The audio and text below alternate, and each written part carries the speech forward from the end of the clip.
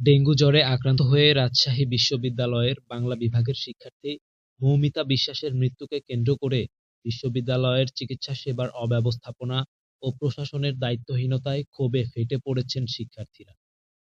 বৃহস্পতিবার ১৭ জুলাই বিকেলে বিশ্ববিদ্যালয়ের প্যারিস রোডে মানববন্ধন করেন শিক্ষার্থীরা। এ সময় তারা বিশ্ববিদ্যালয়ের মেডিকেল সেন্টারের নাম ব্যঙ্গ করে নাপা সেন্টার লিখে একটি ব্যানার টাঙিয়ে দেন। মানববন্ধন শেষে প্রশাসনের কাছে স্মারকলিপি জমা দেন এবং মিছিল নিয়ে মেডিকেল সেন্টারে গিয়ে প্রতিবাদ জানান। বাংলা বিভাগের ২০১৯-২০ শিক্ষাবর্ষের শিক্ষার্থী তন্দ্রা বলেন, মৌমিতার মৃত্যু অত্যন্ত বেদনাদায়ক। প্রশাসনের অব্যবস্থাপনা ও দুর্বল চিকিৎসা ব্যবস্থার কারণেই তাকে হারাতে হয়েছে।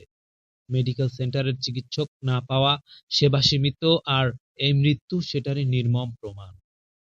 একই বর্ষের শিক্ষার্থী হাবিবুল্লাহ নাঈম বলেন, জ্বর নিয়ে মৌমিতা মেডিকেল সেন্টারে গিয়েছিলেন। সঠিক চিকিৎসা না পেয়ে তাকে কুষ্টিয়ায় নিতে হয়। পরে জানা যায় তিনি ডেঙ্গুতে আক্রান্ত ছিলেন, কিন্তু ততক্ষণে অনেক দেরি হয়ে গেছে। এই মৃত্যু দায়িত্বহীনতার ফসল। শিক্ষার্থীরা বিশ্ববিদ্যালয় ক্যাম্পাস ও হলে মশা নিধন কার্যক্রম, মানসম্মত চিকিৎসা সেবা, ২৪ ঘন্টা চিকিৎসক উপস্থিতি, ঔষধ সরবরাহ, জরুরি অ্যাম্বুলেন্স সহ মৌলিক অধিকার নিশ্চিতের দাবি জানান।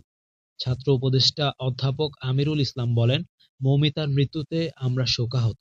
শিক্ষার্থীদের দাবিগুলো গুরুত্বের সঙ্গে নিয়ে প্রশাসনের সঙ্গে আলোচনায় বসা হবে। মশা নিধন, চিকিৎসা সেবার উন্নয়ন ও চিকিৎসকদের আচরণ উন্নত করতে এ বিষয়ে দ্রুত ব্যবস্থা নেওয়া হবে। শিক্ষার্থীদের ভাষায়, মৌমিতার মৃত্যু একটি ব্যক্তিগত ট্র্যাজেডি নয়, এটি একটি কাঠামোগত ব্যর্থতার নির্মম পরিণতি। প্রশাসনের কাছে এর জবাব চাইছেন তারা।